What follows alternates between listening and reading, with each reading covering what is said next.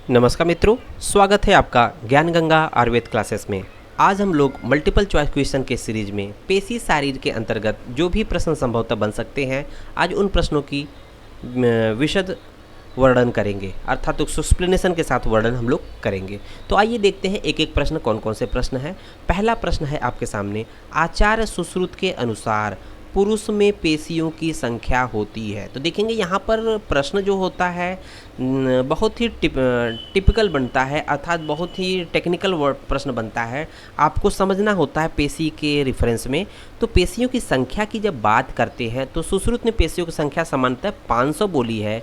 अब जब स्त्रियों में पेशियों की संख्या की बात करते हैं तो उन्होंने पेशियों की संख्या 20 संख्या अधिक बोली स्त्रियों में, अर्थात स्त्रियों में 520 बोली है। तो यहाँ पर अगर कुछ भी न कहे, सुश्रुत के अकॉर्डिंग कहे, तो आपका आंसर होना चाहिए 500। तो यहाँ फिर भी हम लोगों ने आचार्य सुश्रुत के अनुसार बोला है तो 500 फिर भी रहेगा। अगर स्त्री में बोलेगा तो 520 रहेगा, पुरुष में बोलेगा तो 500 होगा। तो देखेंगे आचार्य यहाँ पहला ऑप्शन है 500, दूसरा है 520, तीसरा है 400, चौथा है 20। तो देखेंगे ये पूरा पेशियों की संख्या से रिलेटेड है। तो 500 जो होती हैं वो पुरुषों में सुश्रुत में बताया है, 520 अर्थात पुरुषों की तुलना में स्त्रियों में 20 संख्या अधिक बोली है, इसलिए 520 हो गया। अब देखेंगे 400 क्या होता है। 400 आचार्य चरक ने पेशियों की संख्या बोली है, चाहे स्त्री और पुरुष दोनों में बोली है। उन्होंने ये नहीं बोला कि स्त्रियों में संख्या ज़्यादा होती है, सुश्रुत ने बोला है कि 20 पेशियाँ स्त्रियों में ज़्यादा होती है। तो चरक के अकॉर्डिंग पेशियों की संख्या कितनी होती है, 400 होती है। और देखेंगे 20 क्या होती है, पुरुषों की तुलना में स्त्रियों में 20 संख्या अधिक होती है। तो पहला प्रश्न हम लोग का क्लियर हो गया। दूसरा प्रश्न हम लोग देखेंगे कि आचार्य सुश्रुतानुसार अर्थात सुश्रुत के अनुसार स्त्री में पेशियों की संख्या होती है। तो बात क्लियर है। तो हम लोगों ने अभी कहा कि पुरुषों में पेशियों की संख्या कितनी होती है, सुश्रुत ने क्या कहा 500 होती है। स्त्रियों में 20 संख्या अधिक होती है पुरुषों की तुलना में, तो इसका मतलब 520 संख्या होगा। तो हम लोग को ऑप्शन सर्च करना है। पहला ऑप्शन 500 है जो कि पुरुषों में होता है ये तो, और दूसरा ऑप्शन है 520, ये आपका सही जवाब है 520। और 40, ये 40 कोई आंसर नहीं है। 700 सिराएँ होती है, तो ये इस तरह से सिराएँ होती है। फिर नेक्स्ट प्रश्न देखेंगे हम लोग का आंसर क्वेश्चन नंबर 3, आचार्य चरक ने पेशियों की संख्या मानी है। तो हम लोगों ने बात किया था कि आचार्य चरक ने पेशियों की संख्या कितनी मानी है। तो देखेंगे 500 क्या है, ये पुरुषों में पेशियों की संख्या मानी सुश्रुत ने।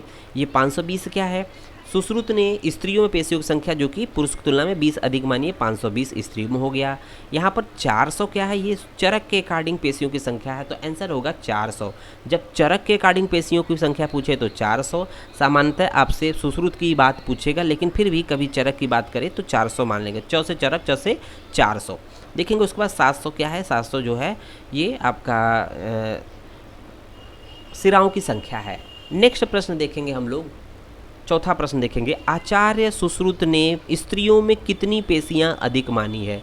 तो क्लियर होगा कि पुरुषों में 500 मानी है, स्त्रियों में 20 अधिक मानी है, अर्थात 520 मानी है।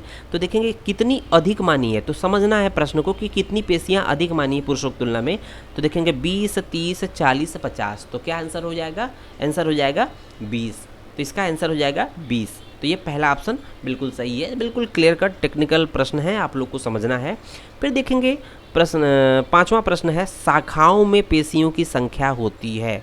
शाखाओं में पेशियों की संख्या कितनी होती है। तो देखेंगे शाखाओं में, तो ध्यान रखना है कि कुल पेशियों की संख्या सुश्रुत, ये जब किसी का रेफरेंस नहीं पूछे तो सुश्रुत की बात कर रहा है, जब किसी का रेफरेंस न कहे तो सुश्रुत की बात कर रहा है, क्योंकि पेशी का वर्णन जो है शारीर स्थान में सुश्रुते शारीर श्रेष्ठ है, अर्थात शारीर स्थान में जब भी बात आएगी तो सुश्रुत का मत सबसे पहले रखा जाएगा। तो यहाँ पर 500 क्या है, कुल पेशियों की संख्या पुरुषों में है 400। अब देखेंगे जब क्लासिफिकेशन की वर्गीकरण की बात करते हैं तो 500 में से जो है प्रत्येक शाखा में 100 होती है। प्रत्येक शाखा में कितनी होती है, 100 होती है। तो इसलिए कुल शाखाओं में कितनी, 4 शाखाएं हैं तो 100 चौके 400। तो ये आपका सेकंड ऑप्शन बिल्कुल ठीक है।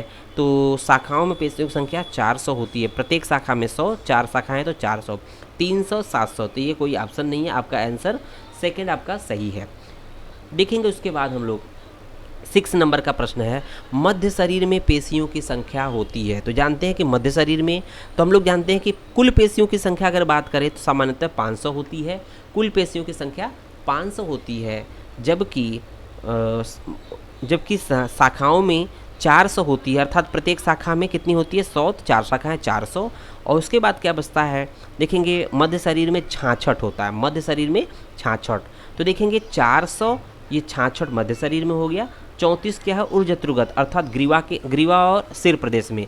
34 से 66 100 हो जाएगा, 400 एक 500, तो टोटल पेशियों संख्या 500 बोली गई है। नेक्स्ट प्रश्न हम लोग देखते हैं कि ऊर्ध्वगत पेशियों की संख्या होती है, ऊर्ध्वगत पेशियों की संख्या होती है, तो सामने आपके आंसर होगा कि 66, 36, 34, 20।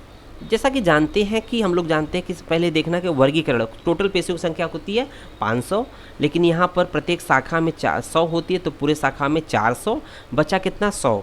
तब ये मध्य शरीर में हम लोगों ने देखा था 66 था, लेकिन उसी तरह से देखेंगे जब 66 100 बचा कितना है 100, 500 में से 400 निकल गया, बचा 100, उसमें मध्य शरीर में 66 है, और बचा क्या 100 में से 66 निकालेंगे तो 34। तो ये आपका थर्ड ऑप्शन जो होगा इस तरह से ऊर्ध्वगत अर्थात ग्रीवा और सिर प्रदेश में पेशियों की संख्या 34 होती है। तो ये कंफ्यूज करेगा, 36 है, 34 है, 66 है। 66 क्या है मध्य शरीर है, जबकि 66 मध्य शरीर हो गया, तो 66 और 34 मिला देंगे तो 100 हो जाएगा। तो इस तरह से आपका आंसर थर्ड हो जाएगा आपका ऊर्ध्वगत पेशियों की संख्या 34 होती है।